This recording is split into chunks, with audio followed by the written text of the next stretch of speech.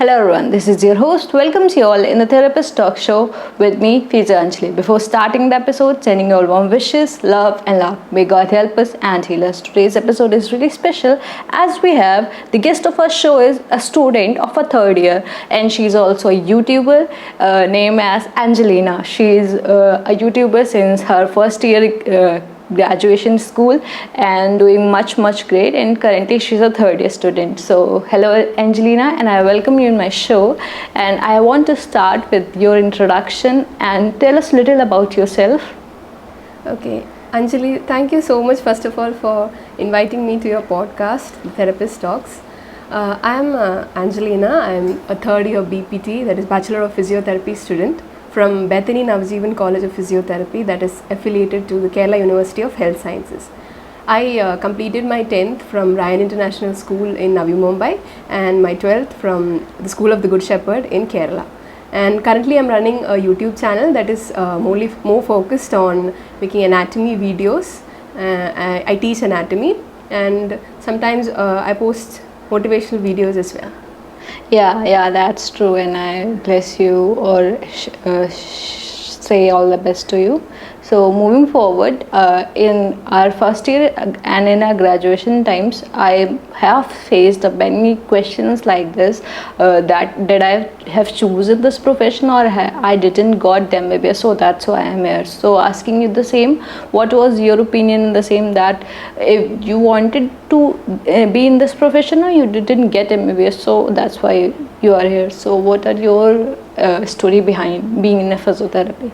Okay, so this question, I've faced this thing a lot of times, this question of whether you really wanted to be a physiotherapist or be a doctor. So the answer to this actually goes back into my 5th and 6th standard, when we had this basics about human body that we have to learn in 5th and 6th. And my grandmother is a doctor. She's a psychiatrist, my paternal grandmother. So I used to stay in Navi Mumbai, and once during my vacations she came there to visit us, and at that point I wanted her to teach me those subjects, like those basics about the human body and that chapter, and that's where it all began, like my liking towards anatomy. She taught me those topics in such a beautiful way that it held a very special place in my heart, and that's how I developed this interest towards medical science subjects about human anatomy. And at that point we obviously didn't know, like in 5th and 6th standard, we didn't know that there were so many options available in like health science for pursuing. So at that point I was like, I want to become a doctor. But then later on, like in 11th and 12th, when I came to Kerala, I had much more interactions with my grandmother. I came to know about her experiences, and after having a talk, I realized that becoming a doctor is a thing that requires a lot of responsibility.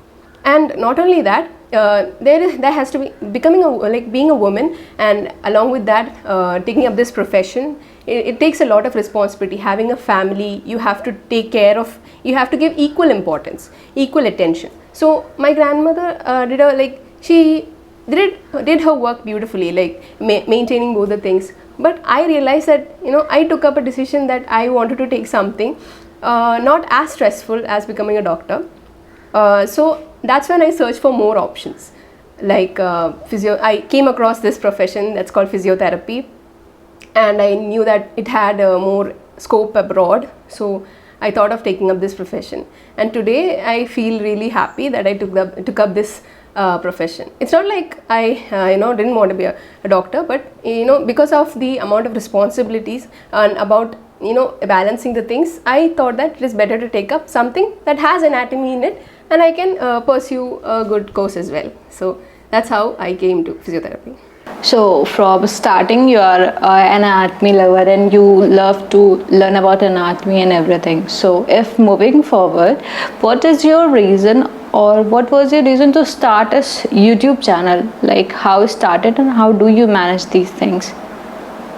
Okay, my YouTube, after completing my first year, I decided to start up with my YouTube channel, that is in October 2018.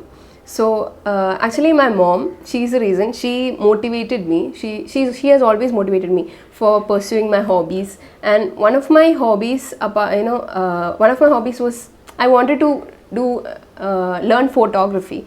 And after 12th, before entering college, there was this time when we, that period after the board examinations, where we all were free. So at that point, I wanted to learn photography, and that's when my mom bought me this camera, and I started learning about that as a hobby. And later on, after I completed first year, my mom gave me this idea, why not to start with a YouTube channel. And as I really loved anatomy, I could just try teaching. And by God's grace, I started off with my YouTube channel, and after a few months, people started responding positively, and that gave me the motivation to keep going on with my channel. And today, yeah, it's going on good by God's grace. Yeah, it's really going great, and I wish you all the luck in this. But asking about how do you manage times in between studies and in YouTube channel? So how do you do that? Manage the studies and channel at the same time? So now, as of now, like it's a lockdown, so there's a lot of time with us to do whatever we like, as well as go on with studies. But in the time, like when I started off with my channel in 2018, at that point we had college regular classes going on. So at that point, where I used to find time after my classes, like after coming home, I used to find time, and if I did not have anything much like assignments or any work pending for the next day, I would take a particular topic of anatomy and record video till about like 7 or 7:30. After that, I would learn the topics that were taught in class, and if there was anything to do, I would do it, and then go off to sleep. And that's how I maintained the making videos and going on with studies as well. And at the time when there was university exams, which means like at the end of the year, I used to stop like almost 2 weeks, 3 weeks, almost a month back. I stopped making videos so that I could completely focus on my university exams. And that's how I maintain the balance between taking focus on my YouTube channel and my studies as well. Okay, that's really great, and that's so inspiring and letting know from you, knowledging. So if moving forward, that making notes is a tricky part. You have to Google search, have to do different go through different books, and you are at the same time providing notes to other students. So how do you do in notes making, and what are your quick tips for the students who are struggling to make a note? Okay. So like how I prepare the notes, right? Yeah. Okay. So basically, there are a lot of sources for us to make, like if we consider anatomy. For my channel, when I started making the notes, I considered to take a book which was pretty much simplified, because my aim through this YouTube channel was to make anatomy simplified. Okay. Now only when we have to understand the basic, then only we can go on to the complex about it. We can gain more knowledge about it. Yeah, true. So I wanted to make it as simplified as possible. So I took in case of anatomy, I took BD Chaurasya, and I took the diagrams from the atlas, and I used that to teach. And while making notes, one thing that is important is that you have to keep in mind the view of the teacher who is correcting our examination sheet. Like when we write our answers, when we see the questions in our exam, we usually have the tendency to write whatever we know. But that is not the thing. Because teachers, even when they correct, they'll after all they'll get tired finding the answers, like finding if it is all crumbled up in a piece of paper, if all the content, it is difficult to find. So we have to make it easier for them by presenting the answers in a way that makes them easier to find the points.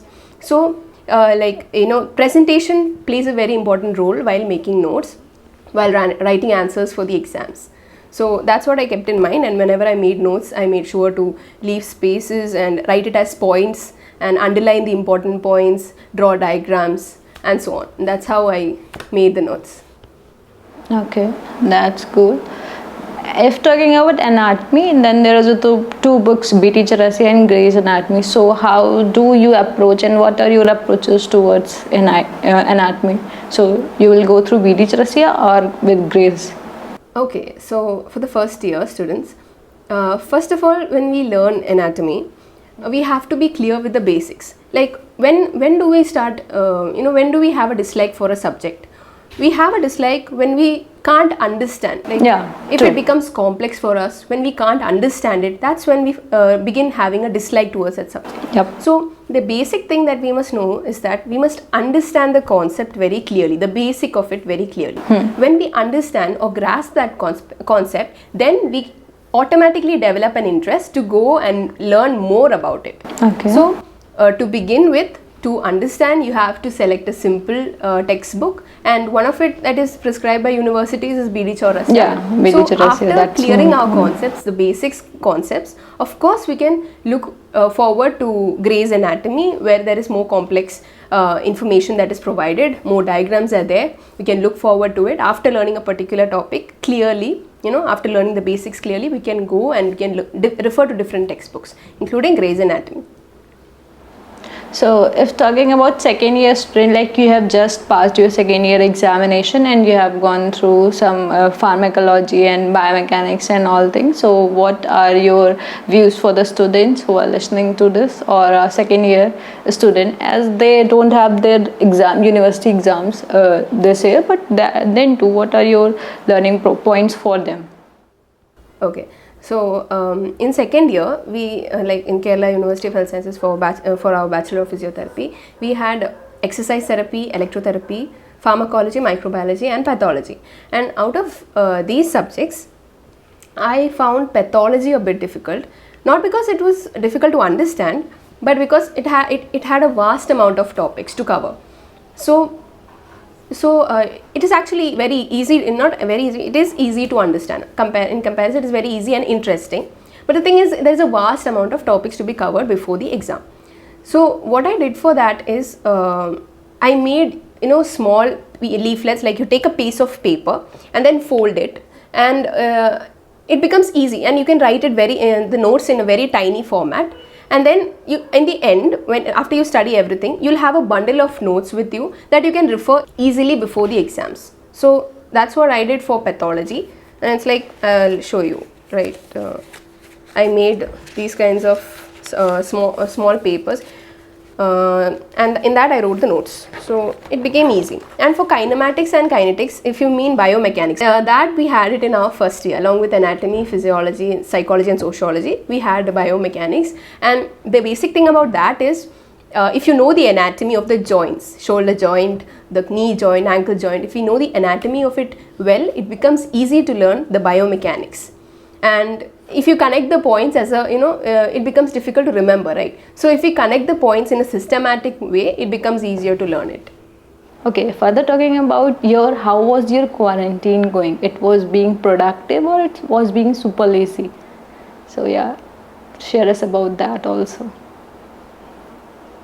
Okay, in my personal opinion, my quarantine, I actually made it productive.